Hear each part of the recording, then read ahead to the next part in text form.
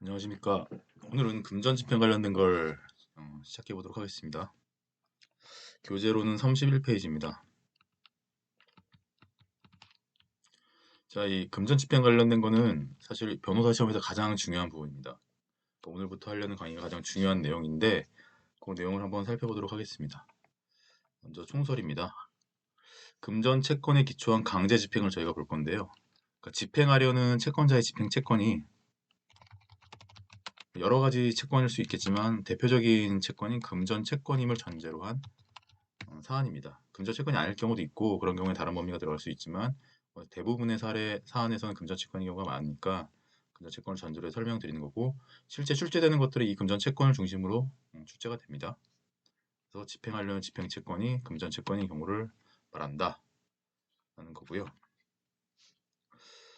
자, 이 금전집행 관련해서는 이제 논리적으로 법리적으로 3단계로 되어 있다는 것을 상기할 필요가 있습니다. 이게 이 개별적인 부동산 경매 절차 뭐 혹은 유체동산에 대한 절차, 강제집행 절차, 뭐 채권에 대한 강제집행 절차 이런 것들이 사실 개별적으로 들어가면 상당히 차이가 나거든요. 절차나 거기 사용하는 용어들이 상당한 차이가 나는데 기본적인 구성은 지금 설명드린 3단계로 되어 있는 겁니다. 법리적으로 3단계로 되어 있습니다. 첫 1단계가 압류 단계, 2단계가 현금화 단계,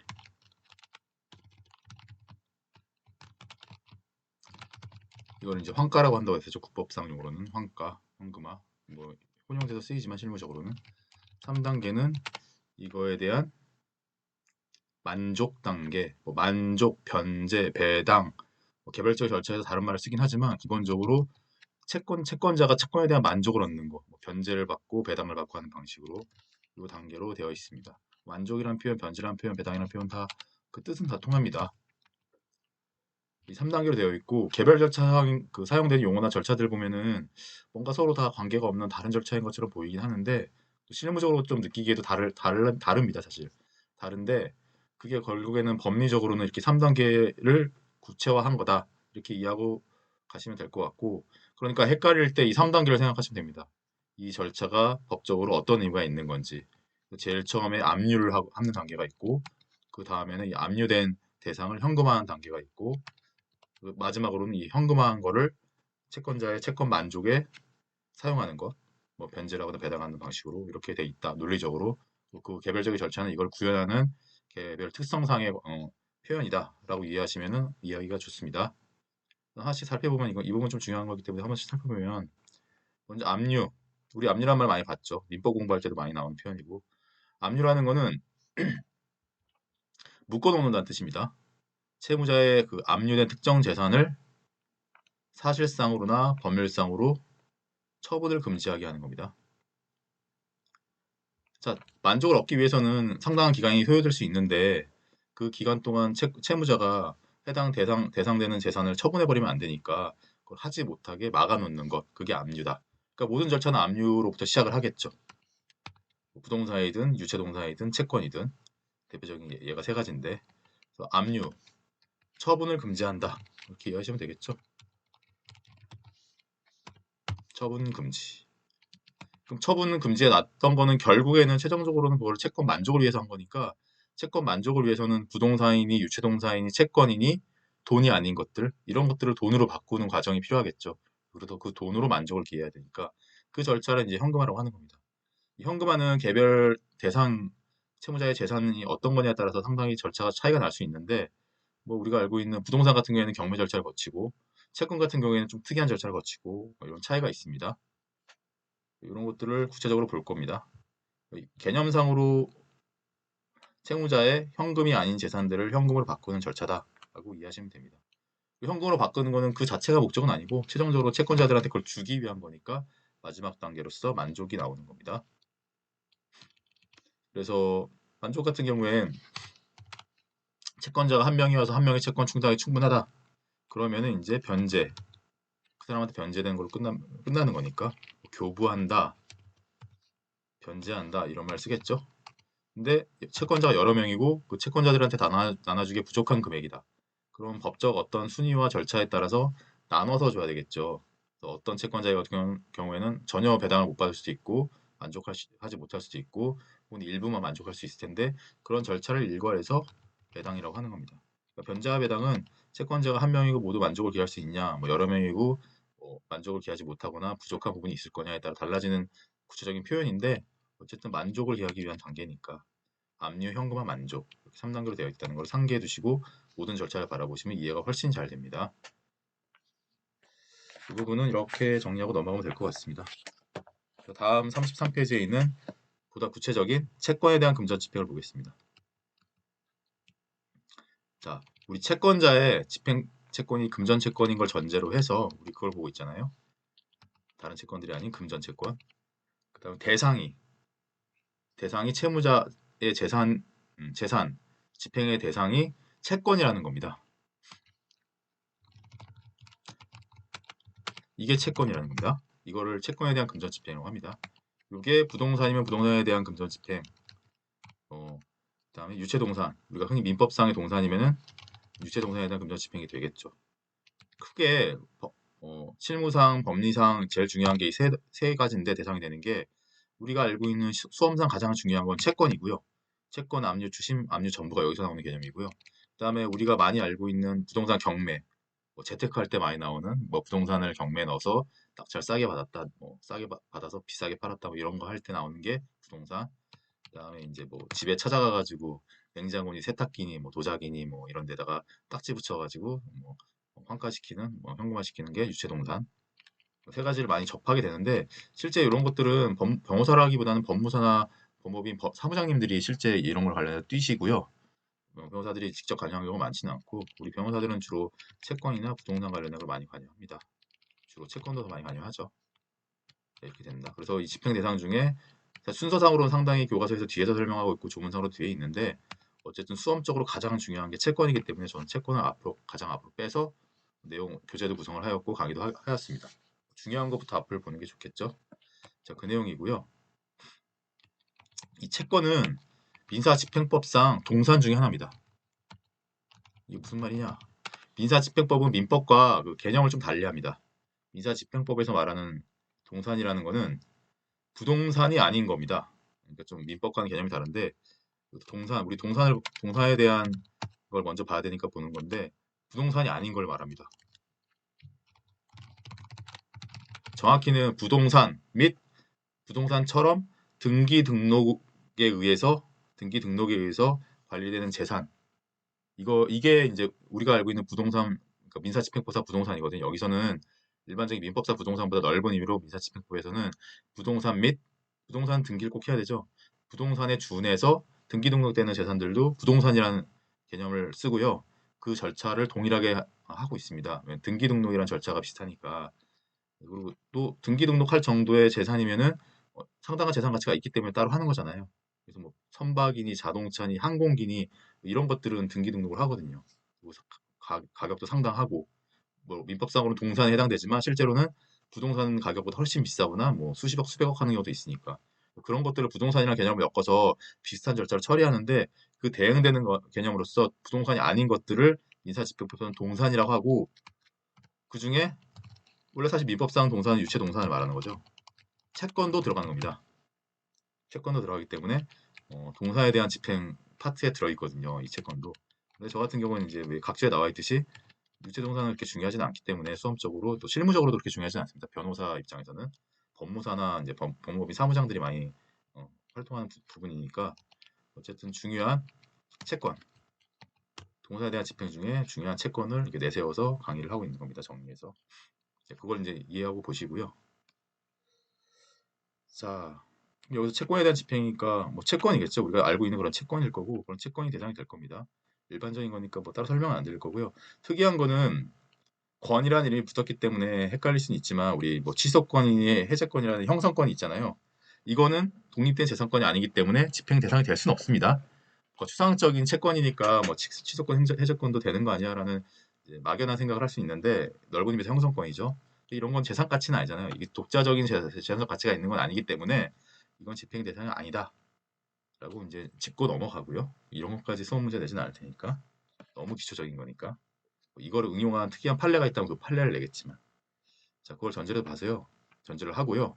그러면은 이제 집행 대상이 될 수 있는 피압류 적격. 우리 압류 단계 먼저 봐야겠죠. 압류, 현금화, 배당 단계, 만족 단계로 되어 있을 테니까 여기도 시작은 압류에 대한 검토부터 시작할 텐데 채권에 대한 집행 역시 압류부터 볼 텐데 일단 압류를 하려면 압류 대상이 될 수 있어야 되는데 압류 대상이 될 수 없는 채권도 있기 때문에 이 부분을 보는 겁니다. 그래서 이걸 피압류 적격, 압류 가능한 대상이 될 수 있냐의 문제인데 이 부분을 먼저 짚고 넘어가겠습니다. 압류 대상이 될 수 있는 채권이 되려면은 먼저 일단 독립된 재산권이어야 됩니다.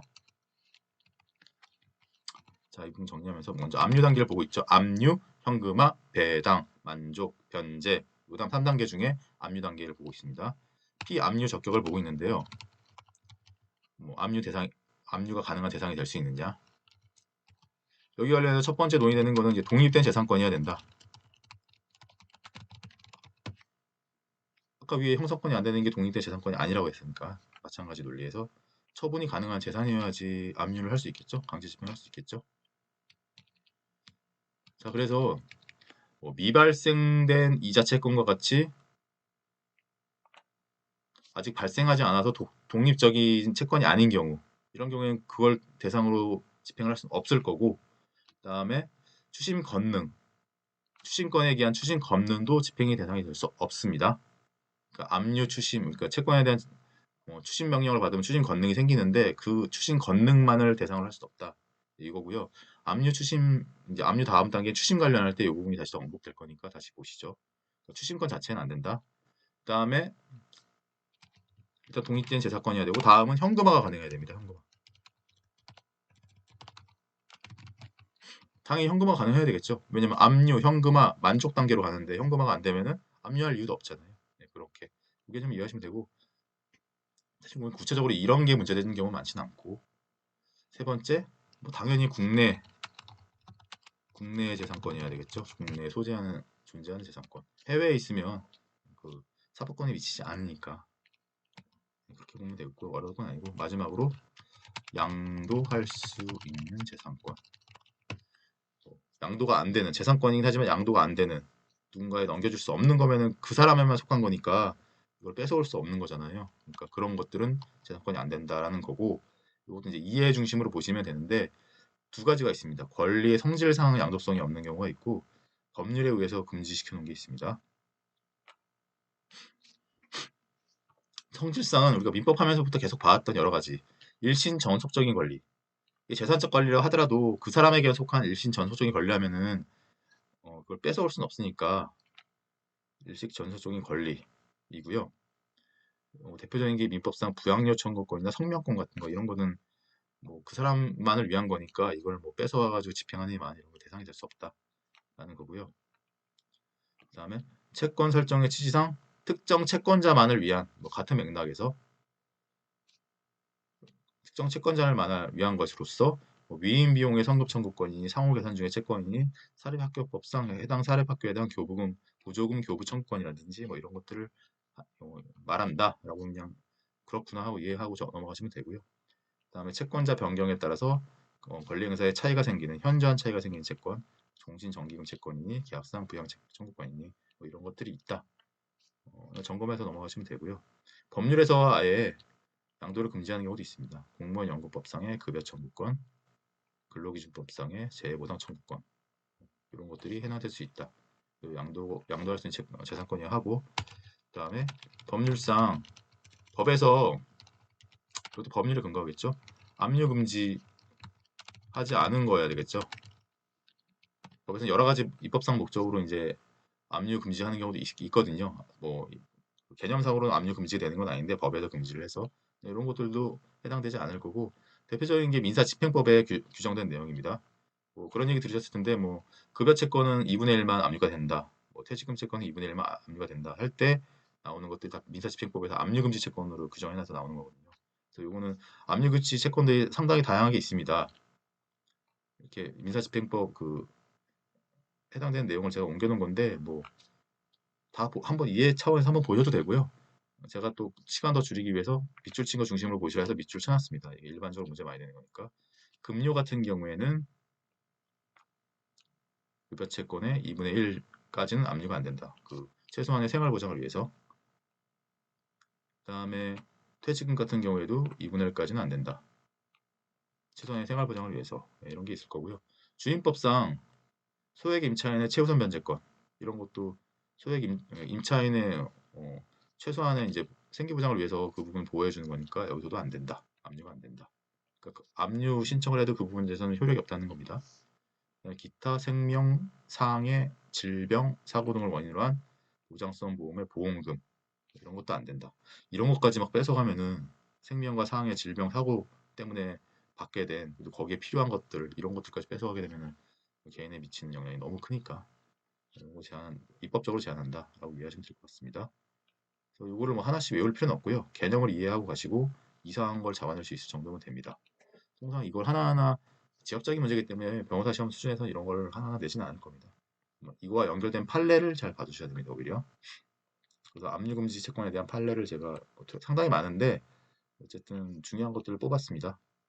모든 판례 상당히 제 교재는 모든 판례를 담지는 않았습니다. 다만 그 중에서 이론적으로 의미가 있는 걸 최대한 추려가지고 넣어놨는데 이 정도는 알아둬야 되지 않을까라는 것들. 그러니까 그런 것들 유니어에서 취지가 뭔지 중심으로 잘 봐주시면 좋을 것 같습니다. 이제 뭐 모든 내용을 다 담으면 좋겠지만 그만큼 분량은 늘어나고 이사집행법을 소화할 수 없게 돼 버리니까 제 교재와 제 강의는 최대한 효율성을 기해서 중요하고 가능성이 높은 거 중심으로 정리를 했다. 예. 그걸 다시 한번 말씀드립니다. 판례의 밑줄과 강조는 제가 다 한 건데 그런 밑줄과 강조된 것 중심으로 제가 설명을 드립니다. 항상 그래서 법률에 양도가 금지된 경우에는 당연히 피압류 적격이 없죠. 그걸 설명한 거니까. 당연히 압류 명령이 실수 났다 하더라도 실무상 별지에다가 이 법에 압류 금지 관련된 내용들을 같이 넣습니다. 그래서 뭐 해석상 문제 없게 하는데 어쨌든 실수로 그런 게 누락돼서 압류 명령이 났다 하더라도 무효라고 하겠죠. 강행법규 위반이니까. 그리고 그 절차에서의 이해관계인 제3채무자 역시 그 추징금 청구에 대해서도 이런 무효를 들어 항변할 수도 있다라는 판례고요. 그다음에 자동차 손해배상보장법, 자배법, 민법에서 배우는 거기에 피해자의 보험회사에 대한 직접 청구권과 가불금 청구권에 대해서는 압류를 금지하고 있습니다. 이건 당연히 강행 규정일 테니까 여기에 대해서 집행이 됐다, 뭐 압류 전부라는 뭐 집행이 됐다 하더라도 효과가 없다라는 거겠죠. 이해 안 되진 않으실 거고요. 비슷한 맥락의 판례들인데 어쨌든 구체적 케이스로 나올 거기 때문에 자배법이란 케이스로 한번 이렇게 리마인드 해보자라는 취지에서 넣어놓은 겁니다. 마찬가지로 이런 그러나 압류금지 청구권은 법에 따라서 직접 청구권과 가불금 청구권에 한정되는 거지 이 같은 사고에 기한 사실관계에 기한 다른 채권 법에 규정이 없는 다른 뭐 손해배상 청구권 같은 경우까지 금지되는 건 아니다 라는 거죠. 법에 한정된 것만 금지되는 거지 관련된 사실관계에 근거한 다른 채권들이 있으면 손해배상 청구권이 있으면은 그거는 제한되지는 않겠죠 당연히. 그 다음에 이런 압류금지 채권에 기한 목적물이 뭐 금전이 채무자의 예금 계좌에 입금되는 경우도 있어요. 우리 통장을 많이 사용해서 통장 거쳐서 가잖아요. 돈들이 많이. 그러니까 뭐 압류금지 채권에 대한 그 채권 자체에 대해서는 압류가 당연히 안 되겠죠. 근데 거기에 기해서 돈이 통장에 들어왔어. 들어온 상태에서는 원래 채권의 성격은 사라지고 예금 채권에 대한 예금 채권이 되잖아요. 우리가 금융기관에 대한 예금 채권의 성격이 변해버리잖아요. 그 금전은 거기서 기해서 입금된 거라 하더라도 그러면 이건 동일성을 상실하는 거죠. 통장에 입금됨으로써 예금 채권, 일반적인 금전에 대한 예금 채권으로 바뀐 거지 원래 압류금지 채권의 성격은 이제 사라진 거죠.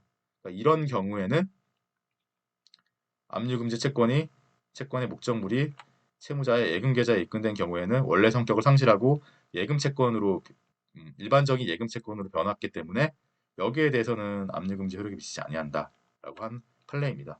논리적으로는 참 타당한데 이게 이제 지문에 나왔을 때 헷갈릴 수 있으니까 판례에서 그걸 판단했다라는 걸 딱 상기해 두시면 되겠습니다. 자, 이러한 점을 전제로 해서 일반적인 집행 절차를 다시 한번 점검해보고 들어가면은 자, 아까 말씀드렸죠. 이제 금전 채권에 기해서 채무자의 재산이 채권인 경우를 전제로 해서 이제 저희가 자세하게 볼 건데 3단계로 되어 있다. 압류, 현금화, 그다음에 여기서 변제란 말을 쓰는데 변제, 만족, 배당 같은 거겠죠. 용어의 구별은 그렇게 중요하진 않은 것 같습니다. 이해하는 데 있어서. 자, 압류는 법원의 압류 명령에 따라서 개시됩니다. 그래서 지금 압류 명령에 대해서 먼저 볼 겁니다. 세부 목차로. 현금화는 이 압류 명령, 처분권을 금지하는 걸 전제로 해서 현금화 단계를 거치게 되는데, 채권의 현금화는 좀 특이한 게 대표적인 방식이 추심 명령, 전부 명령이 있습니다. 그거를 그러니까 정확히 말하면 우리 압류, 추심, 압류, 전부란 말을 쓰는데, 압류는 압류 단계에서 이게 압류고요. 추심과 전부는 현금화 단계에서 나오는 개념입니다.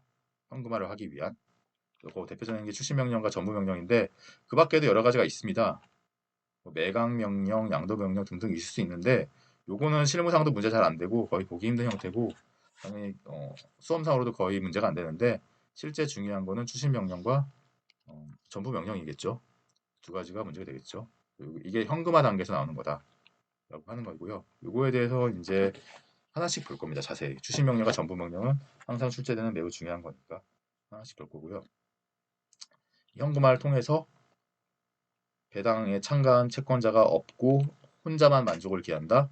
그럼 거기 채권에 충당하면 변제가 돼서 끝나는 거고요. 여러간 배당에 참가할 채권자가 다수 있다. 그럼 배당 절차가 필요하겠죠. 누구한테 얼마씩 나눠줄까를 또 법에 따라서 정해야 되니까.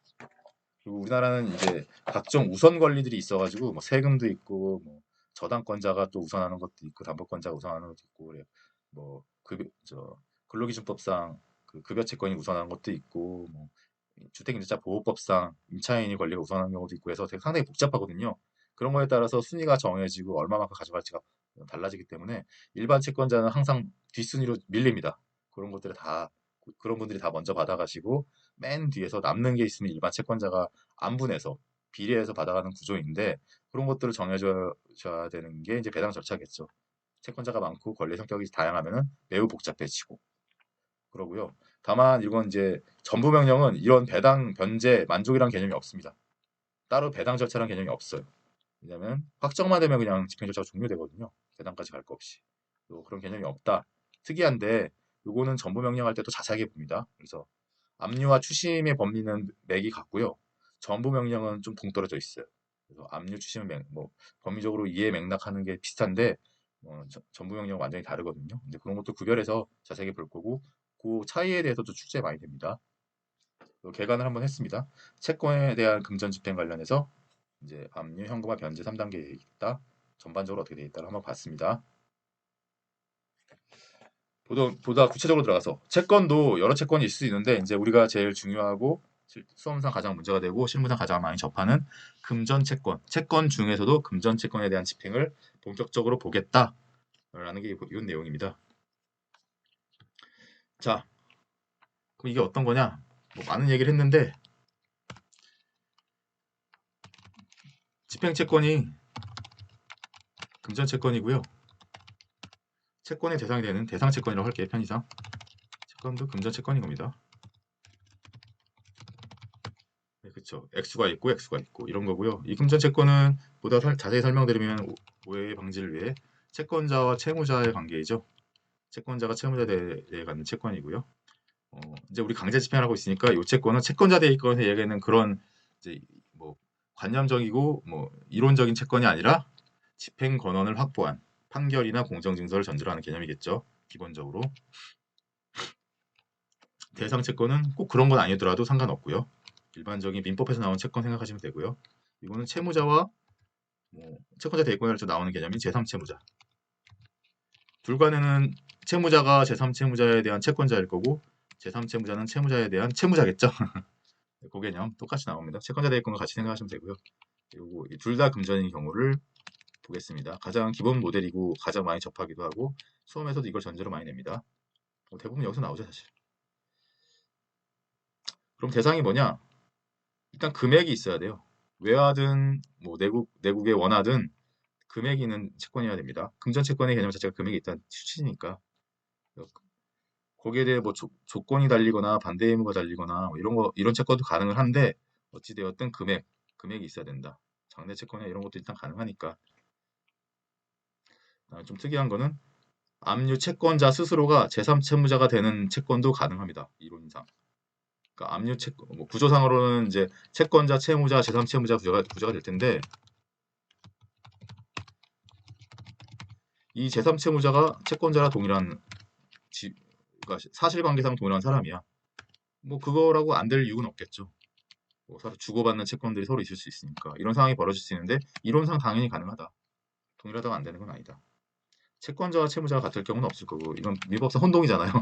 소멸해버리니까 이런 경우는 없는데 제3채무자 채권자는 뭐 같은 경우가 있을 수 있으니까 이게 그거 관련된 판례고 민법이랑 연결돼가지고 출제 가능성이 좀 있을 것 같아서 제가 선정해 놓은 건데 우리 다 아시는 겁니다. 민법 할 때 나오는데 사행시 소해 소송 가액 배상할 때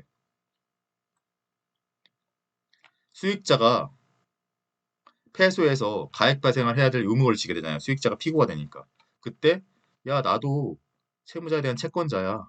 그러니까 이 수익자로서 반환해야 할 금전을 상기하겠어. 라는 주장을 하면 안 된다. 라는 게 민법에서 일반적으로 뭐 다들 알고 계신 내용이겠죠. 상기하거나 공제한다는 주장할 수 있잖아요. 내가 이거 반환해야 되는데 나도 채무자에 대한 채권자야. 그러니까 나 상기하겠어, 공제하겠어. 이런 연결이 이런 논리가 나올 수 있는데 이건 안 된다. 왜냐면 그 가액배상의 성격이 다르기 때문이죠. 채권자 취소권이라는 것은 사행 취소권이라는 것은 채무자의 일반 재산으로부터 일탈될 재산을 특정 채권자가 아니라 모든 채권자를 위해서 각자 나와 있듯이 모든 채권자를 위해서 환원시키는 제도이기 때문에 그 모든 채권자가 아닌 뭐 특정한 하나의 채권자인 수익자가 모든 채권자를 위해 반환되는 돈을 상기할 수는 없는 거죠. 본인이 귀속되는 게 아니기 때문에 다른 채권자의 이익을 무시하는 결과가 되기 때문에 민법에서 일반적으로 나오는 얘기고 민법 판례에서 뭐 다 알려진 내용이니까 뭐 많이들 아실 거라고 생각하고요. 그래 그건 안 돼요. 그러니까 수익자가 뭐 이제 자기가 반환해야 할 가액배상 의무를 뭐 상계니 공제로 안 할 수 있다, 넘어갈 수 있다 이건 안 돼요. 그런데 그렇다 하더라도 그 수익자가 채권자, 채무자가 아니라 채권자에 대한 다른 채권에 기한 채권자 지위가 있을 수 있잖아요. 그렇죠. 그런 경우가 있을 수 있죠. 그런 경우에는 별도의 독자적인 채권자에 대한 채권자로서의 지위로서 집행에 들어가서 압류해서 뭐 추심하거나 전부 명령 받는 거는 가능하다는 겁니다. 그러니까 뭐 채권자 소송에서의 수익자 지위에 있어서 그 가액 배상할 때 그걸 상기하거나 공제하는 건 안 되지만 그 채권자 취소권 하에서의 같은 지위니까 같은 맥락 하에서는 안 되지만 별도로 민법의 채권자 취소권이 아니라 민사집행법상 집행 채권자로서의 다른 권리가 있어서 그걸 가지고 상기하겠다. 압류하고 아니, 상기하겠다는 게 아니라 압류하고 강제 집행하겠다. 압류 전부, 압류 추심 이런 걸 하겠다라는 거는 별개의 권한에 기해서 별개의 절차를 이행하는 거기 때문에 그건 가능하다는 겁니다. 뭐 그것까지 막을 이유는 없을 거고요. 그래서 채권자가 채무자의 제3채무자에 대한 채권을 압류하는 경우, 이건 일반적인 경우죠. 이때 제3채무자가 채권자 자신일 수도 있으니까 사실관계상 있으니까 이걸 금지하는 건 없어요. 금지라는 규정은 없어요. 없으니까 비록 앞서와 같이 채권자 취소권의 법리에 따라서 상계가 금지된다, 공제가 금지된다 하더라도 특별히 압류금지 채권에 해당된다는 다른 사정이 없는 이상은 일반적인 채권이라면은 강제 집행에 의한 전부 명령의 대상이 될 수도 있는 겁니다. 그러니까 같이 엮어서 보면 헷갈리는데 채권자 취소권의 범위는 그거고 민사집행법상 채권 집행에 대한 법리는 별도다. 그러니까 채권 집행에 대한 법리만 따로 따져봤는데 되는 구조다. 채권자와 제3채무자가 동일할 수도 있으니까 그러면 그건 가능하다는 겁니다. 네. 뭐 이해 안 되시는 않으시겠죠? 그리고 여기서 말하는 거는 뭐 상계가 금지된 채권 이게 무슨 뭘 염두에 둔 개념이냐? 상계가 금지된 채권 대표적인 게 근로기준법상 임금채권이거든요. 임금채권은 상계가 금지돼요. 뭐 예를 들어 회사에 대한 손해배상 채권에 너한테 줄 월급 채권을 뭐 상기하겠다. 그러니까 너 받아갈 월급 없어. 이런 상황이 이제 저기 초기 자본주의 시대에 많이 벌어져서 근로자들이 사실상 뭐 이제 여러 가지 장애가 있었으니까 그걸 금지하는 취지에서 근로기준법에 상계는 금지하게 해놨잖아요. 그 임금채권에 대해서는. 근데 이런 채권이라 하더라도 뭐 임금채권 자체는 압류 금지가 되는 건 아니니까 2분의 1까지는 아니지만 나머지도 될 수 있으니까 그런 경우에도 전부명령의 강제 집행의 대상이 될 수 있다는 겁니다. 임금채권 전제라는 개념이라고 이해하시고 보시면 됩니다. 그러니까 여기서는 채권자 취득고상 수익자로서 가액 배상할 때 수익자도 채권자의 지위, 채무자에 대한 채권자의 지위에 있으니까 뭐 상계나 공제 한다 주장하더라도 받아주진 않는다. 그게 민법에서 나온 법리라면은 별도로 같은 사람인데 민사집행법상 채권자, 채무자, 제3채무자 지하에서 강제 집행할 수 있는 상황이다. 그럼 그거는 그 법리에 따라 또 가능할 수 있다라는 겁니다. 또 의미 있는 판례니까 민법과 민사집행을 교차되는 판례니까 한번 봐주시면 좋을 것 같습니다. 자, 구체적인 절차로서 압류 절차 한번 보겠습니다. 압류, 그러니까 우리가 계속 강조드렸듯이 압류, 현금화, 변제, 뭐 여기서는 변제라는 용어를 쓰니까 변제라고 쓸게요. 그 압류를 먼저 자세히 봐야 되겠죠. 맛배기로 여러 가지 기초적인 법리를 봤지만 구체적으로 수험에 직접 나왔던 것들이 여기 많이 있거든요. 이걸 보고 현금화, 채권, 금전 채권에 대한 현금화는 이제 대표적으로 실무적으로 많이 쓰고 이론상으로도 많이 나오는 게 추심 명령과 전부 명령이 있습니다. 그러니까 이 두 가지를 볼 겁니다. 그리고 여기에 따라오는 변제, 마무리 단계에서 변제를 볼 거예요. 그래서 큰 틀에서 실제 강의는 압류 한 단계에 대한 강의, 추심 명령에 대한 강의, 전부 명령에 대한 강의 이 세 꼭지로 이루어질 겁니다. 자, 그래서 근데 실무상 법리상으로는 압류 명령과 압류 명령 신청을 하죠. 여러분이 변호사로서 이 신청서를 제출해요. 법원에서 이걸 보고 결정을 내려서 명령을 내리는 겁니다. 이게 실무상으로는 법리상은 따로따로예요. 압류 명령만 신청해서 압류만 맞을 수 있고 그 다음에 나중에 한 달 있다가 현금화를 해볼까 해서 추심명령 신청할 수도 있고 전부명령 신청할 수도 있고 선택적으로 할 수 있어요. 그런데 실무상으로는 보통 같이 합니다. 압류 및 추심명령 신청 이런 식으로 같이 합니다. 여러분 다 이런 신청서를 쓸 거예요. 근데 이제 요즘은 다 전자소송으로 하잖아요. 전자소송 그 메뉴 보면은 요 메뉴도 있고 따로따로 다 있어요. 그리고 요 합쳐진 메뉴도 있어요. 실무적으로 합쳐진 메뉴를 한다. 저 최근에 제가 강제 집행할 때 추심 명령할지 전부 명령할지는 좀 상황을 지켜봐야 돼가지고 압류만 신청한 적은 있는데 이게 거의 뭐 특이한 케이스였습니다. 보통 추심 명령이 전부 명령 같이 하니까 따로 할 이유가 없으니까 번다하게 텀을 줄 이유도 없고 같이 합니다. 그게 그 내용이 설명되어 있는 거고요. 신청할 때 요거 이제 판례 한번 알아두시면 좋을 것 같은 게 그 대상이 되는 구체적인 채권의 범위가 있을 거 아니에요. 그럼 그거를 잘 적어줘야죠. 변호사들이 별지 방식으로 적는데 잘 적어줘야 돼요. 뭐 도급 채권이 뭐 건설공사에 대한 보수 청구권이냐, 도급 계약에 따른 보수 청구권이냐, 급여 채권이냐, 예금 채권이냐 이런 것도 잘 적어줘야 될 거 아니에요. 대상을 신청인이 잘 특정해줘야지 법원에서는 그 내용 그대로 받아가지고 결정 내려주거든요. 특별히 이상한 거면 한번 확인받긴 하는데 특별한 거 뭐 걸리는 게 없으면은 그 내용 그대로 받아주기 때문에 적을 때 잘못 적으면은 그게 결정에도 그대로 가기 때문에 청구 취지 비슷하게 집행이 안 될 수도 있어요. 뭐 잘못돼가지고 무효가 되거나 이럴 수 있고 그거에 대한 판례입니다. 그러니까 우리가 채권 집행하는 대상이 된 채권의 범위는 신청할 때 그러니까 적는 걸 바탕으로 한 주문과 압류할 채권의 표시, 별지 방식으로 많이 합니다. 한 장짜리 A4지에 써서 그런 것들의 문헌 해석에 따라 정해지겠죠, 당연히. 청구 취지에 따른 주문도 문헌 해석에 따라 결정되니까 잘 특정해야 되는 게 변호사들의 중요한 업무 중에 하나고요. 그리고 이게 무슨 말인지 그 문헌에 따라 해석을 해야지 그 실제 채권자, 채무자처럼 실질적인 당사자가 아닌 제3채무자 입장에서는 그 내용을 보고 결정에 첨부된 채권에 대해서 적힌 내용을 보고 이게 내가 해당되는지 안 되는지 이런 거를 이제 이해할 테니까 인식할 테니까 제3채무자 입장에서도 이해할 수 있게 문헌이 특정되어 있어야 된다라는 겁니다. 그래서 당연히 객관적으로 봐야 될 거고요. 엄격하게. 만약 불명확하다, 애매하다, 다의적으로 해석된다. 그럼 제3채무자 입장에서는 이거 뭐 어쩌라는 거야? 이렇게 의문이 나올 테니까 그 불이익은 신청 채권자한테 부담시키는 게 합당하다라는 거죠. 신청한 사람이 적은 거니까. 그리고 너에 관련된 네가 제대로 적었어야 되지 않겠냐? 불이익은 너한테 주겠다. 제3채무자가 받아본 다음에 거기에 따라 해석만 하는 거니까. 그리고 제3채무자가 통상의 주의력을 가진 사회 평균인 기준으로 봤을 때 모호하게 해석되는 거냐, 뭐 특정이 되는 거냐 이렇게 따져보겠다. 일반적인 법리죠.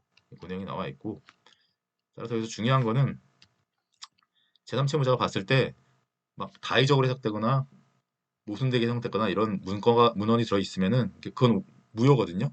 특정이 안 되고 집행이 안 되니까 그 불이익은 신청 채권자에게 간다. 그리고 여러분들 변호사인 여러분들 작성하기 때문에 여러분의 과실이다는 거예요. 실제 실무할 때는 이 별지 때문에 어떻게 뭐 일반적인 거는 이제 정해진 양식대로 하는데 특이한 경우에는 어떻게 적어야지 문제가 안 될까 해서 고민을 많이 합니다. 그런 경우 생깁니다. 이건 변호사들이 꼭 체크해야 됩니다. 어떤 법무부에서 이건 직원한테 맡기는 경우도 봤는데 제가 보기엔 직원한테 맡길 건 아닌 것 같아요. 되게 법리적인 부분들이 많아서 아주 통상적이고 일반적인 거 아니면 그렇습니다.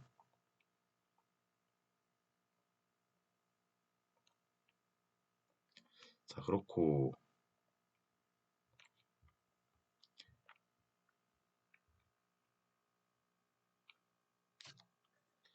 자, 뭐 관할이나 이런 건 사실 뭐 여기서는 크게 문제가 안 되니까 그냥 넘어가고요. 압류 명령. 그럼 우리가 압류 명령 신청을 내려달라고 이제 변호사들이 합니다.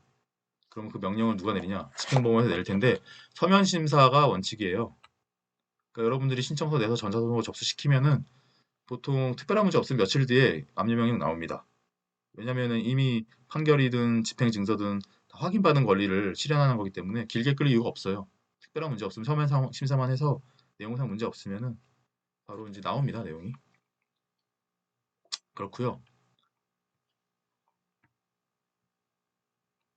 그런 뭐 심사하다가 흠이 있으면 보정해라, 뭐 보완해라 이렇게 할 텐데 뭐 그런 게 없으면 결과적으로 서면 심사만 끝난다라는 겁니다. 신문하는 것도 없겠죠. 이렇게 결정이 나면은 이제 송달을 하겠죠. 송달은 제3채무자와 채무자에게 해줘야 되겠죠. 근데 법적으로 중요한 거는 채무자에 대한 송달은 큰 의미 없고 제3채무자에 대해 송달이 되게 큰 의미가 있습니다. 이때 압류 명령의 효력이 발생하거든요.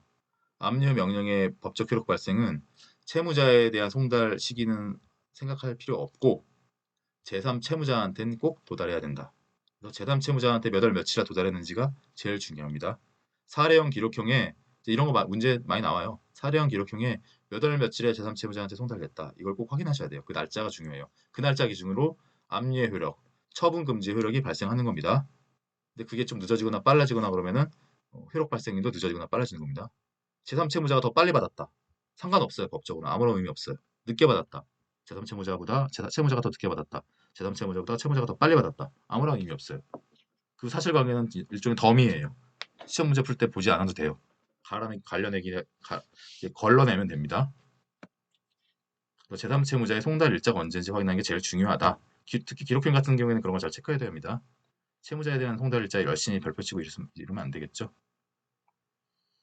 그래서 제3채무자한테 송달이 제대로 안 된다거나 그 송달된 압류 명령이 오기나 탄로가 있으면은 압류 효력에 문제가 생기겠죠. 무효가 되거나 이런 게 생기겠죠.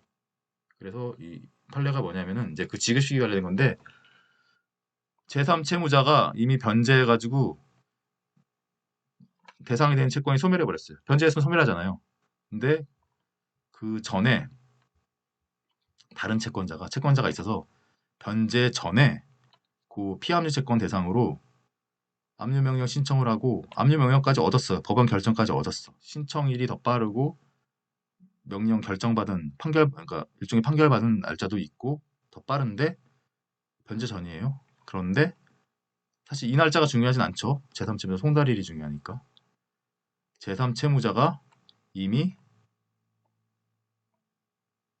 지급해서 변제한 이후에 변제했으면 소멸하니까 압류 명령이 제3채무자에 송달됐다.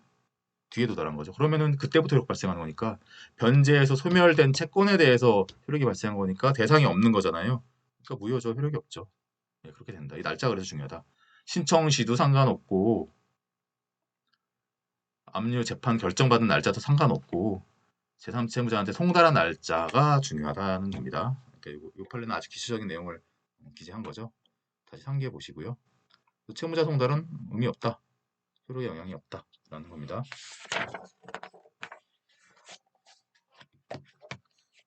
자, 나머지는 그냥 보시면 되고요. 자, 그러면은 압류 효력을 좀 더 보시죠. 우리 법적으로 중요한 거야. 어떤 효력이 있고 그게 언제 발생하냐 이건데 발생 관련해서 제3채무자 송달 시 이거는 이제 추심 명령도 뭐 이어서 볼 텐데 추심 명령도 제3채무자 송달 시 기준으로 발생해요. 그러니까 압류와 추심은 법리적 맥락이 비슷해요. 제3채무자 송달 시라는 게 매우 중요한 기준 시점이 되죠. 그런데 전부 명령은 달라요. 채무자 송달 시도 중요해요. 그건 나중에 설명드리고요. 맥락이 좀 달라요. 압류와 추심은 법리가 비슷합니다. 효력은 압류 효력은 기본적으로 처분 금지죠. 처분권이 국가로 이전되기 때문에 실제 그 채무자 당사자는 처분할 수가 없게 되는 거죠. 이거를 좀 나눠서 보면은 관여되는 당사자가 크게 세 차원이니까 압류 채권자, 압류 채무자, 그다음에 제3채무자니까 그 나눠서 한번 이 처분권의 제한이라는 부분을 한 번씩 살펴보도록 하겠습니다. 압류 채권자는 본인이 압류를 했잖아요. 그리고 제3채무자의 송달됨으로써 효력이 발생했잖아요. 그러면 거기에 반해서 채무자가 채권 처분하거나 제3채무자가 뭐 채무를 이행해버렸다라고 하더라도 법적으로는 이걸 다 무시하고 집행 절차 이게 없는 걸로 전제하고 무시하고 집행 절차를 쭉 진행할 수 있게 되는 겁니다. 추심명령이나 정보명령 같은 다음 단계를. 그러나 압류명령은 처분 금지의 효력만 있기 때문에 추심명령이나 정보명령 같은 그 명령을 신청을 해가지고 현금화 단계가 관련된 권능까지 얻어야지만은 뭐 그걸 현금화할 수 있겠죠. 압류 명령만으로는 그냥 묶어두는 게 전부다. 처분 금지만 전부다라는 거죠. 그다음에 다른 측면에 있는 압류 채무자의 지위를 보면은 당연히 압류된 채무자는 본인이 제3채무자에 갖고 있는 그 해당 채권을 처분하거나 영수하는 게 금지됩니다. 이게 이제 압류 명령 결정문 자체에 이렇게 써 있어요. 채무자의 처분과 영수를 금지한다고 써 있습니다. 처분과 영수는 여러분들이 다 이해하시겠지만 혹시 구체적으로 보면은 각주에 나와 있듯이 처분은 정확히 말하면 양도, 면제, 상계, 지급유예, 조건 성취의 방해 행위들을 포함하는 개념이고요. 그다음에 영수는 수령이죠, 수령. 영수는 임의 또는 임의가 아닌 강제 집행에 따른 변제의 수령을 의미하는 겁니다. 이런 것들 다 금지된다는 거예요. 금지된다는 거고. 만약 했다. 그럼에도 불구하고 했다. 뭐 법원에서 맨날 24시간 붙어 있어가지고 멱살 잡고 하지 말라고 하는 건 아니니까 뭐할 수도 있는데 했다 하더라도 이 반환 처분 행위를 채무자가 했다 하더라도 압류권자에 대해서 당연히 대항할 수 없겠죠. 상대적 효력, 상대효가 있다고 하는데 일단은 뭐 압류 채권자가 신청해서 압류 채권자 그 이익을 보려는 거니까 압류 채권자에 대해서 대항하지 못하면 되겠죠. 그럼 일반적인 제3자에 대해서는 대항할 수 있다는 말입니다. 또 이게 다른 말로 하면은 그게 무슨 말이냐? 자 이거 한번 보시면 돼요. 자 상대효를 갖는다. 기본적인 개념인데 이거는 당연히 해당 압류 채권자의 압류 효력 발생 전에 그 해당 어떤 채무자가 처분을 하거나 변제를 했다 쳐요. 압류 효력이 발생하기 전에. 그러면은 자 이렇게 보시는 게 더 빠르겠네요. 제1채권자가 있었고 채무자가 있었고 이 채무자에 대한 제2채권자 다른 채권자가 또 있었어요. 뭐 제3, 제4, 제5 갈 수 있겠죠. 제1채권자의 집행이 먼저 이루어지고 그 다음에 채무자가 처분을 행했어요. 그리고 제2채권자의 처분 이제 압류가 또 이어졌다고 쳐요. 시간적으로 이렇게 되는 경우 있겠죠. 그러면은 제1채권자의 압류가 먼저 있었잖아요. 이걸 편의상 제1압류라고 할게요. 그다음 제2채권자의 압류가 있었잖아요. 제2압류라고 하겠습니다. 그러면은 이 제1압류가 있으면은 제1압류가 있은 이후에 채무자가 처분했으니까 당연히 이거는 처분은 제1압류에 대해서 이 제1압류 채권자에 대해서 대항할 수 없겠죠. 무효인 거겠죠. 이분에 대해서는. 여기에 대해서는. 그렇죠. 그렇다 하더라도 절대적 무효는 아니기 때문에 상대효잖아요. 제2압류에 대해서는 유효한 거예요. 이 처분이. 제2압류 채권자에 대해서는. 왜냐면 이분은 늦게 들어온 분이니까 당연히 그 전에 이루어진 변제나 처분이니까 제2압류 채권자에 대해서는 야, 나 이미 처분해버렸어. 대상이 없어. 너는 무효야. 뭐 압류에 따른 아무런 효력이 없어 라고 주장해도 맞아요. 이 둘 간의 관계에서 보면 그게 맞잖아요. 다만 그 같은 동일한 처분 행위를 하더라도 제2압류권자에 대해서는 첫 번째 채권자에 대해서는 그 이후에 이루어진 거니까 내 처분이 무효야. 원래 처분하기 전 상태인 걸 전제로 해서 나는 뭐 현금화 단계에서 협조를 해야 돼. 이런 상황이 벌어지는 거죠. 예, 요거를 이 판례에서 설명한 겁니다. 먼저 채권은 압류한 채권자, 제1압류 채권자가 있다 하더라도 대항할 수 없다 하더라도 그 후에 제2압류 채권자에 대해서는 유효한 처분의 변제가 될 수 있다는 게 이 개념을 설명한 겁니다. 상당히 의미 있는 개념이죠. 자, 이걸 보시고요. 자, 지금 우리 압류 단계 보고 있어요. 잠깐 압류랑 추심이랑 전부를 섞어서 보시는 경우가 생겨가지고 제가 강조드린 건데 우리 압류만 한 단계입니다. 일단 실무상 같이 하지만 이론상 그러니까 그 다음 단계 현금화 단계가 이루어지지 않은 거 이때 있을 때까지는 압류만 한 단계에서는 또 어떤 특징이 있냐 채무자의 채권 행사가 가능해요. 자체는 가능해요. 다만 이걸로 만족을 얻을 수 없겠죠. 왜냐면 채권자, 집행채권자가 만족을 얻어야 되는 거니까 궁극적으로는. 난 처분이 금지됐으니까. 다만 채권 행사 자체는 가능하다. 그래서 많이 나오는 개념입니다. 기출에도 많이 나왔고 제3채무자를 상대로 이행해서도 제기할 수 있어요. 원래 채무자가 압류당한 채무자가 그리고 보존행위도 할 수 있습니다. 판례문구를 판례문구를 거의 그대로 옮긴 건데 자 일단은 압류됐다 하더라도 소멸시효가 중단되는 건 아니거든요. 소멸시효는 계속 가고 있어요. 압류라는 게 소멸시효 중단 사유인데 자 우리 이거를 생각해야 되죠. 지금 채권자가 채무자에 대한 채권을 행사한 거잖아요. 이게 집행채권이잖아요. 이거는 소멸시효가 중단됐어요. 민법에 근거해서 소멸시효 중단 사유가 압류, 가압류, 가처분이잖아요. 그러니까 중단됐어요. 근데 이제 채무자의 피집행채권이라고 할 수 있어요. 피압류채권이죠 여기서 말하는. 이렇게 하면은 이거는 요 채권은 채무자가 제3채무자에 대해 행사한 게 아니잖아요. 채무자가 제3채무자에 대해 뭐 압류권 행사하거나 이런 거 아니니까 압류하거나 이런 거 아니니까 소멸시효 중단 사유가 없거든요. 그러니까 이건 소멸시효가 진행돼요. 이 채권자가 집행채권에 의해서 피압류 채권에 대해서 압류를 했다 하더라도 이건 집행채권 행사 압류의 방식으로 행사한 거기 때문에 이거는 소멸시효 중단이 되지만 피압류 채권 채무자에 대한 제3채무자의 채권은 소멸시효 중단 사유가 없거든요. 그러니까 진행이 돼요. 그러면 소멸시효가 도가될 수도 있잖아요. 애써 채권자가 집행채권을 이렇게 해서 압류해놨어도 이 대상이 되는 채권, 피압류 채권이 소멸시효가 도가돼 버릴 상황이 벌어질 수 있기 때문에 이행의 소홀을 제기한다거나 보존을 위한 조치를 할 수 있다. 그 권리까지 막는 건 아니라는 겁니다. 소멸시효가 중단되는 건 아니기 때문에. 네. 판례 나오는 문구 거의 그대로 옮긴 건데 그렇다. 그러니까 행사는 가능해. 이용 소송도 가능합니다. 다만 그에 의한 만족은 얻을 수 없겠죠. 이행 소송에서 승소해서 돈 나한테 주라까지는 못한다는 건데 채무자가 채권자가 줘야 될 돈이니까 처분 금지해놨으니까. 그 특이한 거는 요거는 이 집행채권에게는 압류가 소멸시효 중단 사유가 되거든요. 민법에 근거해서 여기는 근거가 없어요. 근데 이거는 대법원에서 최고로서의 효력은 또 인정합니다. 최고. 여기 이렇게 이 같은 경우에는 이제 소멸시효 중단 사유로서의 압류 시효 중단이라고 할게요. 근데 최고로서의 효력을 인정해요. 그러니까 이런 경우에는 최고로서의 효력이 있어서 뭐 기억하실지 모르겠지만 최고로서 효력이 인정된다는 거는 6개월 내에 소송을 제기하면은 시효 중단 효력이 발생한다는 겁니다. 6개월 내에. 그러니까 최고로서 효력이 있으니까 6개월 내에 이제 채무자가 제3채무자에 대한 소송을 제기하면은 그 사이에 이제 시효 도가의 문제가 생겼을 때 제기하면은 시효가 중단된 거가 되는 거죠. 어쨌든 6개월 지나면 또 안 되는 거니까 엄밀한 의미에서 시효 중단 효력은 없는 건데 직접적인 의미에서의 그런 경우에 이제 문제가 될 수 있다라는 거고. 그다음에 첫 번째 이게 특이한 거고 채무자가 압류가 됐음에도 불구하고 압류만 됐을 때 전제입니다. 이런 게 가능하다. 두 번째 채무자가 압류만 됐을 때는 기본적으로 기본적 법률관계 해당 압류된 피압류 채권의 발생 원인인 기본적 법률관계 자체를 변경 소멸시키는 행위까지는 금지하는 게 아니기 때문에 이건 또 가능하다는 거예요.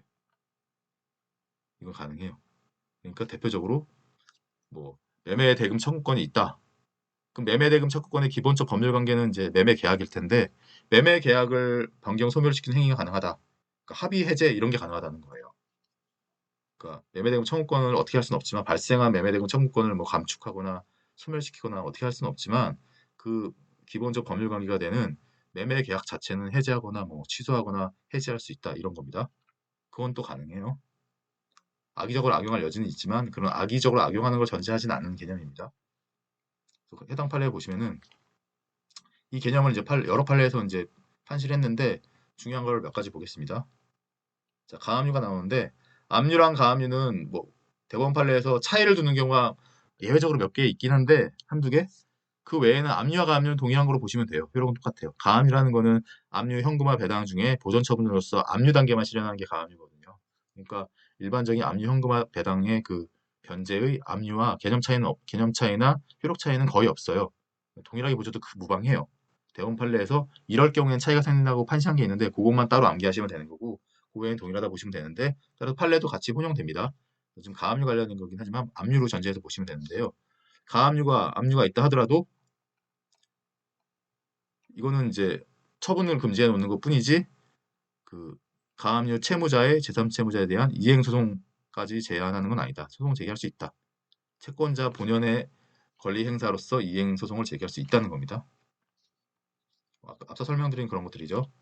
채권 양도 같은 경우에 양도도 가능하다는 거예요. 가압류된 채권도 양도 자체는 가능하다. 다만 양도할 때 가압류된 만큼 그 권리 제한된 상태를 안고 가는 거죠. 안고 가는 거니까 뭐 그 안고 가는 걸 뭐 감수하겠다. 그러면 양도도 가능하다는 겁니다. 뭐 채권자 입장에서도 불리한 건 없고요. 그런데 다음 단계인 추심 명령까지 갔으면 제3채무자에 대한 이행의 손은 원래는 압류 명령만 있었으면 가능하다고 했잖아요. 그러니까 채무자가 원고, 제3채무자가 피고라고 하더라도 그 소송은 가능한데 다시 한번 압류만이라고 표현할게요. 직관적으로. 그러면 원고 채무자와 피고 제3채무자의 소송 자체는 성립할 수 있다는 건데 다만 추심 명령까지 이런 경우에는 이거 뭐 기출 많이 됐던 거니까 추심 명령은 추심권을 채무자에서 채권자로 옮기는 거거든요. 그러니까 채무자는 뭐 채무자 지위 중에 추심 권능을 상실했어요. 권능을 상실했기 때문에 이 경우에는 당사자 적격이 없어서 각하됩니다. 원래 소송은 채권자가 해야 되는 겁니다. 권능을 가지고 한 추심권자가 된. 그래서 그 내용이 나와 있는 겁니다. 추심 명령에 따라 추심 명령 파트에서 자세히 보겠지만 추심 명령에 따르면은 추심권이 채무자로부터 그러니까 소유권의 권능 중에 하나인 추심권이 채무자로부터 채권자로 넘어가니까 원고 적격은 채권자만 있는 거고 아니 원고 적격자가 아닌 채무자가 소송을 제기하거나 소송이 계속 중이었으면은 이거는 이제 당사자 적격이 없는 거기 때문에 각하가 됩니다. 그렇죠? 이게 압류만 된 상태인지 이 소송은 정상적인 소송이에요. 추심 명령까지 받은 상태인지 당사자 적격이 없는 상태가 돼버리죠. 각하되는 상황이 돼버리죠. 이건 구별하셔야 되고 뭐 기출에 이미 나왔던 거긴 합니다. 근데 이거 계속 돌아가면서 여러 형식으로 나올 거예요. 아주 기초 개념이니까 잘 체크해 두시고요. 아까 압류 효력 중에 이제 피압류 채권, 그러니까 압류 채권에 대해서는 이제 시효 중단 효력이 있지만 채무자의 제3채무자에 대한 피압류 채권에 대해서는 아무런 시효 중단 효력이 없다 했는데 다만 채고로서 효력이 있기 때문에 6개월에 소송을 제기하면 시효 중단이 된다 설명드렸는데 그거에 대한 판례입니다. 자, 채권을 압류 가압류한 경우에 채무자에 대한 채권, 집행채권이죠. 제가 이제 뭐 이해하기 위해서 이제 표현한 건데 채무자의 채권자에 대한 채권인 집행채권에 시효중단 효력이 생기겠죠. 그 권리를 행사한 거니까. 그런데 채무자의 제3채무자에 대한 피압류 채권에 대해서는 시효중단 효력이 없겠죠. 채무자의 제3채무자에 대한 채권을 행사한 건 아니니까. 그 위에 나왔던 내용이죠. 이 내용인데 그런데 이제 최고는 이건 대원 판례에서 이제 뭐 이렇게 이해하시면 돼요. 명확하게 그 시효 중단 사유인 재판상 청구, 압류, 가압류, 가처분, 채무 승인 이 세 가지인데 여기에 해당되지 않지만 뭔가 권리를 적극적으로 행사한 것 같은 행태를 보였다. 그러면 거기에 대해서는 최고로서는 해석해줘서 최고로서 효력을 인정해 주더라고요.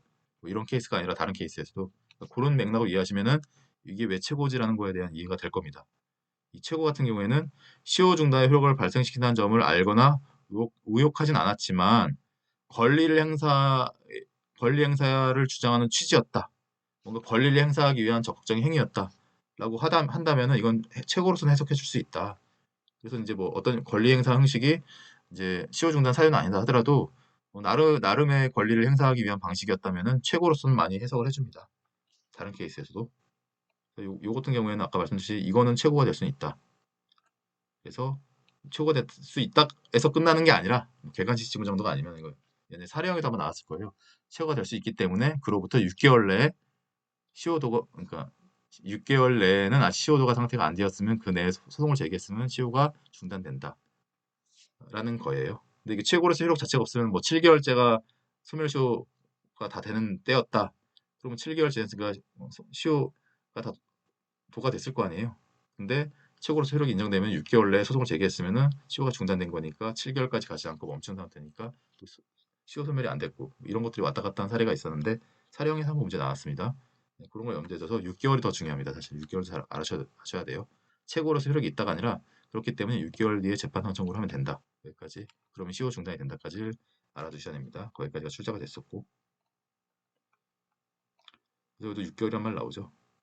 최고로서 효력은 있고 그래서 6개월이 경과하기 전에 소송을 제기했으니까 소멸시효 진행은 적법하게 중단되었다. 최고로서 효력이 없다면은 뭐 시효가 도과됐기 때문에 뭐 시효 소멸했다 이렇게 결론이 나올 수 있는 거지만 최고로서 해석할 수 있냐 없냐에 따라 결과가 상당히 달라지겠죠. 이거 잘 체크해 주시고요. 그다음에 기본적 법률 관계에 대해서 이제 처분할 수 있다라고 했으니까 그게 압류 후에 합의 해제에 대한 판례입니다. 그러니까 합의 해제 관련해서는 가능하다. 설명드렸죠. 그 내용이 나오는 겁니다. 간단하게 보죠. 채권에 대한 압류나 가압류는 채권을 소멸 또는 감소시키는 처분 행위를 할 수 없게 하죠. 그런데 발생 원인인 법률 관계에 대한 처분까지도 구속하는 효력은 없다라는 거예요. 기본적 법률 관계에 대해서. 그래서 특별한 경우 악의적으로 악용하는 합리적 이유 없이 그러니까 이 법리를 알고 악의적으로 채권을 소멸시키기 위한 목적으로 합의 해제한다는 이런 특별한 경우 뭐 이런 게 증명된 경우가 아니라면은 일반적으로는 합의 해제하겠다. 그리고 그래서 채권이 소멸했다. 그래서 너가 대상이 없는 거에 대해 집행한 거니까 무효다라고 할 수 있다는 겁니다. 네, 있다는 거죠. 다만 이 법리 때문에 이제 악용하려는 이제 계속 마음은 들겠죠. 채무자가 대상 채무자는. 어쨌든 악용하는 건 당연히 일반 법리상 특별한 경우에 해당되니까 제외하겠지만 또 증명 문제는 또 쉬운 문제가 아니라서 악용인지 아닌지 알 수는 없으니까 네, 그런 문제가 좀 있습니다. 뭐 어쨌든 법리상은 그렇다. 마찬가지. 이건 이제 일반적인 법리고 구체적인 케이스를 좀 봐둬야지 문제가 나왔을 때 헷갈리지 않을 테니까 그럼 케이스에서 나올 테니까 실제 문제는 자 여기서는 그러면 대상이 된 게 뭐였냐? 임차 보증금 잔금 채권이에요. 임대차 보증금, 임차 보증금 반환 채권이 아니라 그 임차인이 임대인한테 청구할 수 있는 그게 아니라 임대인이 달라고 할 수 있는 임대차 계약에 의해서 임차 보증금 나 줘 계약했으니까 이거 있잖아요. 처음에 시작할 때 나오는 그 채권이에요. 그 채권을 생각하세요. 임대차 보증금, 임차 보증금 반환 채권이 아니라 임차 보증금을 임대인이 임차인한테 달라고 할 수 있는 처음에 계약할 때 그 채권입니다. 그 임차 보증금 채권인데 이거는 이제 채권자가 채무자한테 청구할 수 있는 거죠. 요게 압류됐다는 거예요. 요게 압류됐다는 거예요. 일반적인 경우와 좀 다르죠. 그러니까 임대차 보증금 반환 채권의 압류가 아니니까. 그러면 이런 경우를 하더라도 이 임차 보증금 채권에 대해서는 이제 뭐 계약금은 받았는데 잔금이 남아 있다 이런 경우를 있는 것 같은데 이런 경우에도 기본적인 법률 관계, 계약 관계인 임대차 계약 자체 해지는 가능하다고 했죠. 우리가 이렇게 압류돼 있다 하더라도 가능한 겁니다. 특별한 사정이 있어서 악용하는 경우가 아니라면 그런 경우에는 당연히 임대차 계약을 합의 해지할 수 있는 거고 그러면은 당연히 여기 계약의 근거에서 보증금, 잔금 채권도 소멸하게 되겠죠. 더 이상 임대인이 임차인한테 계약이 없으니까 야 보증금 달라. 그럼 내가 임대차 목적물로 사용할 수 있게 해줄게. 사용 수익할 수 있게 해줄게. 이런 상황이 안 된다는 겁니다. 그리고 당연히 소멸하니까 대상이 없는 거에 대한 집행이니까 실효되겠죠. 그렇다는 겁니다. 뭔가 악용할 수 있는 여지가 보이죠. 그러나 일반 법리상 그렇다. 또 같은 맥락인데 이제 이번엔 도급계약에 기한 수급인의 보수주 채권도 마찬가지. 보수주 채권에 압류가 됐다, 가압류가 됐다. 기본적 계약관계인 도급계약 자체 해지는 막을 수 없으니까 도급계약 자체 해지했으면은 이 보수 조건에 대한 압류 명령도 실효되겠다 이런 거겠죠. 그리고 당연히 해지된 후에 새로 체결된 공사계약에 의해서 발생한 공사대금 채권은 아예 별개의 채권이잖아요. 대상 자체가. 그러니까 이거는 새로 압류하지 않은 이상은 효력이 당연히 미치지 않겠죠. 전에 압류한 걸로 미치진 않겠죠. 대상 자체가 다른 채권이니까. 이런 케이스 있을 수 있다. 같은 맥락에서 보험 계약자의 보험금 채권에 대해서 압류가 됐다. 기본적 계약관계의 보험계약 자체 해지는 막을 수 없다. 당연히 해지하면은 보험금 채권도 소멸한다. 압류명령도 실효한다. 같은 맥락이죠. 그러니까 이런 다른 케이스의 구체적 케이스가 문제가 나올 수 있어서 이 케이스 나오면 당황하지 마시라고 한번 체크해 두시라고 넣었습니다. 자 이제 특이한 게 하나 있어요. 채권자 대리권. 채권자 대리권 관련된 게 조금만 더 보고 요 압류 파트는 내용이 좀 있으니까 좀 약간 강의가 길어지긴 하는데 아예 마무리 짓고 하는 게 좋으니까 압류 파트까지 마무리 지을게요. 자 채권자 대리권 우리 많이 나오잖아요. 앞에서도 나왔고 민법과 민사소송법이 사랑하는 이제 쟁점이죠. 여러 복잡한 문제를 낼 수 있는 여기도 연결돼 있어요. 효력 관련해 가지고 기본적 법률 관계를 해제 뭐 취소할 수 있다 연결해서 채권자 대리권도 연결되어 있는 법리가 있어서 그걸 설명드리는 겁니다. 채권자 대리권 같은 경우에는 우리 이제 보시면 채무자에게 통지하거나 그러니까 채권자 대리권 행사하는 것을 채무자도 알았다. 소송상으로 소외인으로 빠져 있긴 하지만 채무자가 통지받았다. 그러면 채무자가 그걸 처분한다 하더라도 채권자에게 대항할 수 없다는 다 아시는 내용이고 그런데 특이한 게 통지 안 했더라도 어떠한 경위도 알고 있었다면 또 처분이 안 된다. 넓게 해석하는 거죠. 채권자 권리를 더 보호해 주는 거죠. 어떻게 보면은 채무자가 정식 통지를 받았든 어떤 이유든 알게 됐으면은 그때부터는 처분 안 된다라는 게 기본 법리입니다. 민법에 근거한. 자, 그렇죠. 그걸 전제로 해서 자, 이 사안은 그런데 이렇게 채권자 대리권에 효력이 미쳐서 채무자도 처분할 수 없는 상황. 뭔가 압류의 효력과 관련해서 채무자도 처분할 수 없는 상황과 비슷하죠. 그런 상황이라 하더라도 합의 해제를 했다. 압류 같은 경우에는 합의 해제가 가능했죠. 악용하는 건 예외로 하고 뭐 당연한 거니까 일반 법리상. 채권자 대리 경우는 합의 해제가 그러니까 채무자 처분 제한이라는 표현을 쓸게요. 그래도 합의 해제는 가능했죠. 기본적 법률 관계에 대한. 대리권도 비슷한데 채무자가 처분이 제한돼요. 뭐 어떤 경우에는 알았거나 통지받았으면. 그럼 합의 해제가 가능할까? 이 문제죠. 법리적 맥락은 비슷하니까. 근데 결론을 얘기하면 안 된다는 거예요. 여기서는 반대로. 압류의 법리랑 다르다. 불가라는 거죠. 차이가 나죠. 그러니까 이거 비교해서 낼 수 있어서 한번 봐주시라는 겁니다. 헷갈릴 수 있으니까. 자, 요 사안은 합의 해제인데 이제 실질적인 합의 해제예요. 사실 내용상을 보면은 매매 계약을 해제하려고 매매 대금을 공탁했고 매수인은 여기에 대해 이의 없이 공탁 취지에 따라 공탁금을 수령했다. 이거는 공탁이라는 형식을 거쳐서 합의에 의해서 매매 계약을 해제하는 그 해제로서의 실질을 갖는데 이런 절차를 밟았으면은 여러분도 사례나 기록에서 이런 내용이 나오면 이게 합의 해제로서 의미를 갖는구나라고 보셔야 되겠죠. 뭐 기록형이 나올 수 있을 것 같긴 한데 이런 사실관계 제시하면서 좀 어렵게 나오면 이때 채권자가 채무자를 대의하고 행사하고 있는 상황에서 채무자가 알고 있었는데 이에 대해서 그 제3 채무자에 대한 매매 계약에 따른 소유권 이전 등의 청구권을 처분하는 거니까 이게 일종의 처분하는 거니까 채권자 대리 소송의 소장 부분이 채무자에게 송달돼서 통지받아서 알게 되었으면 처분할 수 없잖아요. 그 처분이 안 된다.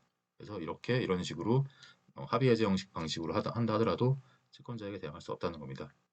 그러니까 결론을 얘기하면은 일반적인 압류 명령의 효력에 따른 채무자의 처분 제한은 기본적 법률 관계에 대한 합의 해제까지 막는 건 아니어서 그건 가능한 건데 채권자 대리권 행사 같은 경우에는 채무자의 처분 제한의 효력이 훨씬 더 강력하기 때문에 합의 해제 방식도 안 된다라는 겁니다. 차이가 나니까 잘 체크해 두시고 마찬가지 맥락 채권자 대리권 행사의 방법으로서 부동산에 대한 처분 금지 가처분 신청해서 결정을 받았다. 이것도 피보전 권리인 소유권 이전 신청권을 행사한 것 같은 거거든요. 이제 나중에 보전 처분 단계에서 하겠지만 본 권리를 이제 임시적으로 압단해서 행사하는 게 이제 가처분과 가압류니까 실질은 같거든요. 이것도 마찬가지로 채권자 대리권 행사하는 거니까 행사 방식의 차이지 소송을 했냐 가처분을 했냐 이 차이지. 그러니까 이런 경우에 채권자 대리권 행사 사실을 채무자가 알게 되었으면은 마찬가지 법리로 합의 해제가 제한되겠죠. 같은 법리 하에서. 이런 케이스로도 나올 수 있기 때문에 사실관계가 이 케이스로도 한번 건드려 주자라는 겁니다. 같은 법리지만 케이스가 달라지면 또 헷갈릴 수 있으니까 대항할 수 없죠. 그래서 채권자에게 대항할 수도 없고 제3채무자도 계약 해제로 채권자에게 대항할 수 없겠죠. 특이한 거는 자 우리 해제가 두 가지잖아요. 큰 의미에서 합의 해제와 법정 해제 두 가지가 있을 수 있잖아요. 그러니까 합의 해제는 일단 안 돼요. 그런데 법정 해제는 가능해요. 법정 해제는 가능하게 했어요. 지금 대법원 판례에서 약간 헷갈리죠. 자, 채무자가 채권자 대리권 행사 통지받은 후에는 권리를 처분하지 못하죠. 처분함으로써 채권자에 대항하지 못하죠라고 돼 있죠. 다 아는 내용이고. 그래서 합의 해제로도 여기서는 대항할 수 없다는 건데 그런데 법정 해제는 가능하다는 거예요. 그 이유는 채무자의 채무 불이행 사실 자체만으로는 그 자체로는 권리 변동의 효력이 발생하지 않으니까 이거를 뭐 처분과 같이 적극적으로 채권 소멸시키는 행위로 볼 수는 없겠죠. 처분과 동일한 개념은 아니니까 채무 불이행 사실 자체는.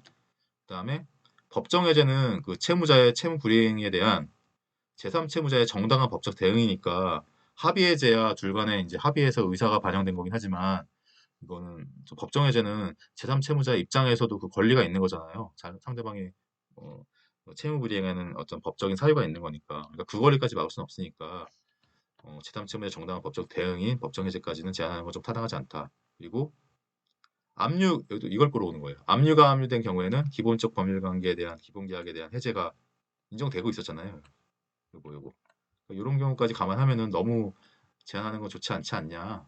그래서 법정 해제는 그래도 좀 제한하지 말자라는 걸로 끌어온 거죠. 고려할 때 이런 걸 고려할 때 채무자가 자신의 채무 불이행을 이유로 매매 계약이 해제되도록 한 거를 두고 처분으로 볼 수는 없다는 겁니다. 이건 이제 양 당사자가 동의하에 이루어진 합의 해제 같은 건 처분으로 볼 수 있다 하더라도 법정 해제 같은 경우에는 제3채무자의 정당한 법적 권리 행사한 거니까 이걸 처분으로 볼 수는 없겠다. 그러니까 가능하다는 거예요. 제3채무자는 최소한 법정 계약 해제로는 대의권 행사한 채권자에 대항할 수 있다. 이런 구조가 나오죠. 다만 이것도 악용한 경우에 특별한 사정은 또 안 된다라는 건데 이거 일반 법리상 당연한 거니까 형식적으로 채무 불이행을 이유로 계약 해제인 것처럼 외관을 꾸미고 실질적으로는 합의해서 우리 해제하자. 다만 합의 해제는 안 되니까 내가 채무 불이행한 것처럼 할 테니까 당신이 법정 해제한 걸로 해. 이런 식으로 짠 걸 말하는 거겠죠. 이런 외관을 갖춘 경우는 당연히 특별한 사정이니까 이런 경우는 실질이 합의 해제니까 안 된다는 건데 외관만 이제 법정 해제로 꾸민 거고 뭐 이런 경우에 안 되는 거는 모든 법리가 다 일반적이니까 당연히 전제되는 거고 법정 해제 원론적인 법정 해제는 가능하다는 거죠. 자 이렇습니다. 요거는 채권자 대리권과 압류 비교해가지고 나오는 개념이기 때문에 상당히 뭐 이론적 의미도 있고 출제 가능성 높은 부분이어서 이 부분에 차관한 교수님이 이제 출제위원으로 들어가시면 낼 수 있으니까 한번 체크해두자. 언젠간 나오지 않겠냐라는 겁니다. 정리하면은 압류 같은 경우에는 합의 해제는 가능하다. 다른 말로 하면 합의 해제보다 더 정당한 권리 행사로 볼 수 있는 법정 해제는 설명이 안 돼 있지만 당연히 가능하겠죠. 합의 해제가 가능한데 법정 해제가 안 될 리가 없겠죠. 채권자 대리권 같은 경우에는 합의 해제는 불가능하다. 그런데 법정 해제는 가능하다. 이렇게 구별해 두시면 되겠습니다. 상당히 비교해가지고 나올 수 있는 가능성이 좀 있어 보여요. 이론적 관심 있는 분들은 민법과 민사집행법 아우르는 정도의 이제 이론적 관심 있는 분들은 충분히 낼 수 있는 문제니까 재미있는 부분이기도 하고 자 이렇게 하고 조금만 더 보겠습니다. 마지막 남은 제3채무자의 지위. 채무자의 지위에 이제 대응되는 거니까 비슷할 텐데 정확히 말하면 집행 당사자는 채권자와 채무자예요. 제3채무자는 이제 이해관계인이라고 표현을 하는데 어쨌든 실질적인 당사자에 해당되긴 하죠. 압류명령으로 인해서 채무자에 대한 채무자잖아요. 그러니까 거기에 대한 변제 채무의 이행이 또 안 되죠. 하지 말라고 왔으니까. 그래서 만일 채무자에 대해서 지급해서 변제를 했다라고 하더라도 압류 채권자를 해친 한도에서는 그게 무효가 되겠죠. 그러니까 이중 지급의 위험이 생기니까 그럼 채무자 입장에서도 함부로 지급하면 안 되는 거죠. 그리고 지급이 아니더라도 채권 소멸의 효과를 가진 행위도 다 해당이 되겠죠. 상계, 경계, 면제 뭐 이런 것도 다. 그러나 마찬가지로 채무자랑 논리랑 맥락상 마찬가지로 제3채무자가 채무자와 채권관계의 발생 원인이 기본적 법률관계를 변경, 소멸시키는 행위는 가능하겠죠. 그리고 당연하게도 압류 당시에 압류 시점 기준으로 압류의 시점이라는 게 제3채무자 송달시였죠. 제3채무자 송달시 기준으로 채무자에 정당하게 대항할 수 있는 사유가 있었다면 이거를 그대로 끌어와서 압류 채권자에도 대항 가능하겠죠. 그래야지 제3채무자 입장에서도 그 지위가 법적 지위가 악화되는 게 아니니까. 그러니까 나의 채권자가 채무자에서 채권자로 바뀌는 걸 뿐이지 제3채무자 입장에서는 자기가 할 수 있었던 정당한 권리는 다 행사할 수 있다는 겁니다. 지급 대상만, 변제 대상만 기존의 채무자에서 채권자로 바뀌는 것 뿐이지. 그래서 이런 맥락하에 판례인데 제3채무자가 압류되기 전, 제3채무자 송달 전에 대항할 수 있는 사유가 있었다면은 그 압류되어 가지고 효력이 발생해서 압류 채권자 지위에 있는 사람에 대해서 똑같이 대항할 수 있다는 거겠죠. 동시행 관계였으면은 동시행 항변권 행사할 수 있었을 것이고 상계할 수 있었으면은 상계도 할 수 있을 것이고 예, 어렵지 않은 개념이고 그 다음에 마찬가지로 가압류도 마찬가지니까 나중에 그 개념 하는데 가압류는 보존 처분 단계에서 압류, 현금화, 변제, 만족, 배당 과정 중에 압류 단계만 해놓고 일단 정지해요. 본안 판결 받아야지 현금화와 이제 배당, 만족까지 갈 수 있는 거고요. 임시적으로 가압류 단계만 해놓은 거 가압류라고 하는데 나중에 승소하면은 본압류로 전이 하겠죠. 그래서 다음 단계 추심 명령까지 가겠죠. 이걸 이렇게 전제로 하는 건데 그럼 효력 발생 시기는 똑같이 가압류라 하더라도 압류랑 마찬가지로 가압류 결정의 제3채무자 송달 시에요. 똑같겠죠. 가압류나 압류나 개정 자체는 똑같으니까. 그때 동시행 관계였으면은 동시행 항변권 행사 가능하다라는 거죠. 그건 뭐 가압류 되기 전에 이미 성립한 거니까 대항할 수 있는 사유니까. 가압류 된 뒤에 생긴 건 당연히 안 될 거고요. 마찬가지로 이건 약소금 관련해가 똑같은 맥락인데 혹시 이거 지문을 약소금 관련해가지고 이제 어음수표법이랑 엮어가지고 나올 수 있을 것 같아서 지문 정도 봐두시라라는 의미에서 넣은 건데 압류의 효력이 발생하기 전에 마찬가지로 약소금 발행되고 제3자에게 배서 양도됐다면은 어음금 지급이 효력 발생 후라 하더라도 적법 타당 유효하다라는 거겠죠.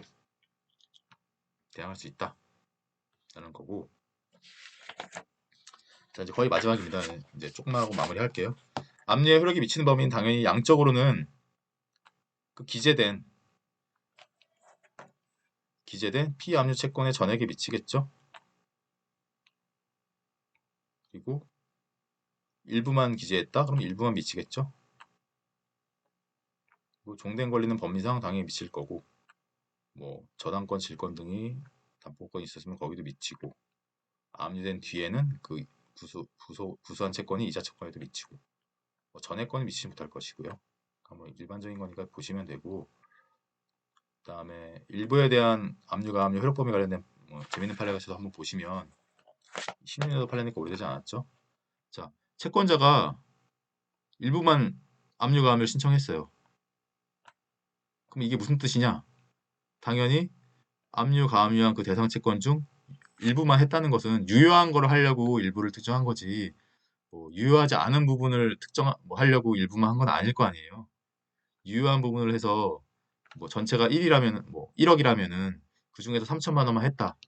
그럼 이제 여러 법적 성격이 섞여가지고 1억이 완성되는데 어떤 건 시효가 빨리 지나가고 어떤 건 시효가 늦게 도과된다 이렇게 했을 때 늦게 도과되는 부분을 특정하려고 일부를 한 거지 빨리 시효가 도과되는 부분을 먼저 막 하려고 하진 않을 거 아니에요. 자기 권리가 빨리 사라지니까.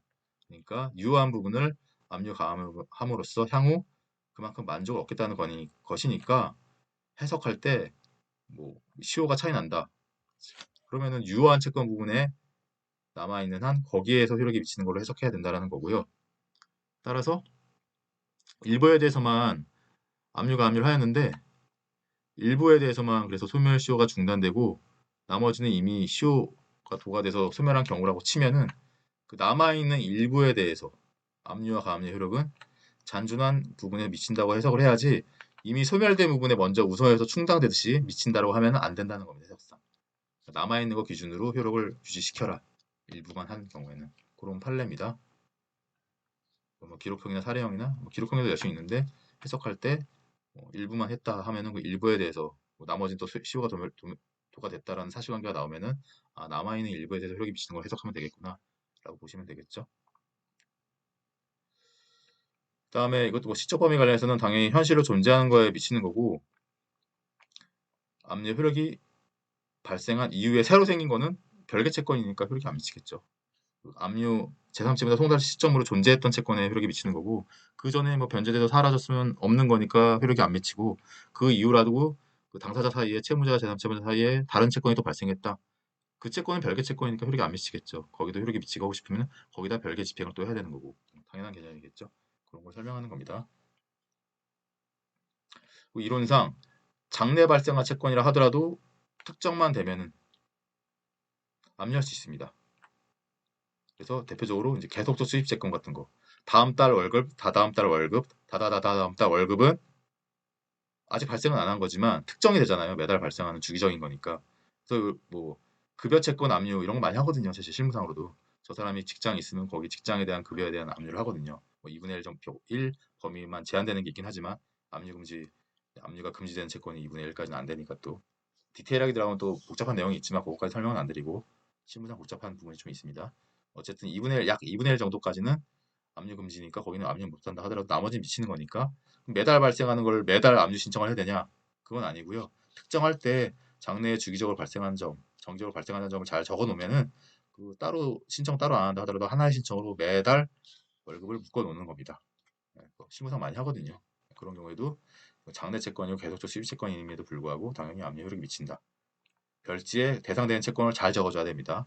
그러니까 급여 채권 같은 경우는 뭐 일반적인 관행이 있기 때문에 그 내용 그대로 복사해서 쓰면 되는데 특이한 경우에는 잘 적어줘야 됩니다. 잘못 적어주면 다 변호사 잘못이니까. 그다음에 압류 금지도 이걸 확장하거나 축소하는 재판을 따로 할 수 있습니다. 당사자들이 신청해가지고 할 수 있다 정도 알아두시고요. 그다음에 압류 명령 신청에 대해서 불복할 때는 즉시 항고란 방법으로 한다라는 겁니다. 그러니까 결정 명령에 대한 거는 이거 결정 절차잖아요. 그러니까 결정 명령에 대한 거는 항고로 가능하니까 원칙적으로. 그리고 그런데 항고 중에서도 즉시 항고. 그러니까 7일의 기간 제한이 있거든요. 민사집행보다 즉시 항고에는 즉시하라는 거잖아요. 그러니까 기간 제한이 있다는 뜻이에요. 일반적인 항고는 항고에 이의가 있으면 언제든 할 수 있는데 즉시라는 말이 붙어 있는 거는 그만큼 절차가 중요하니까 기간 제한을 두겠다. 그러니까 그 기간 내에 꼭 해라. 도가되면 또 안 된다. 그리고 그 즉시라는 게 민사집행법상 절차상으로는 보통 7일을 생각하시면 됩니다. 다른 법에서 있는 즉시 항고는 또 기간이 달라요. 14일인 경우도 있고 다양하더라고요. 민사집행법상은 7일 생각하시면 됩니다. 이제 여기까지가 압류 단계에 대한 거였고요. 다음인 현금화 절차 관련해서 추심 명령과 전부 명령을 한 꼭지씩 보도록 하겠습니다. 예, 일단 조금 길어졌는데 압류 단계는 맞춰야 되니까 제가 강의를 했던 거고요. 다음 계속 또 현금화 단계에서 또 중요한 추심 명령에 대해서 보도록 하겠습니다. 예, 수고하셨습니다.